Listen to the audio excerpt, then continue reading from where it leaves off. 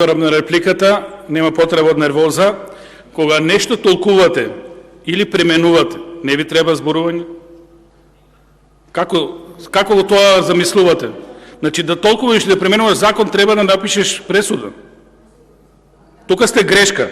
Понатаму, како професор, немој да ми кажете дека нема субјективизам во устно оценување.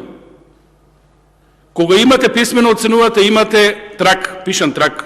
Некој може да го провери. И затоа е добар болонскиот процес. Затоа ги става сите еднакви во Европа. Затоа што има трак кој што напишал. Тоа вие не можете да го разберете, затоа што вашата матрица е на протекционизам и на партиски клучеви.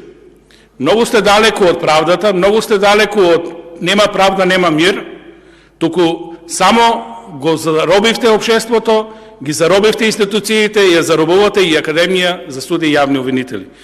Сопругата на Тимчо била најдобра, прочем да ви кажам.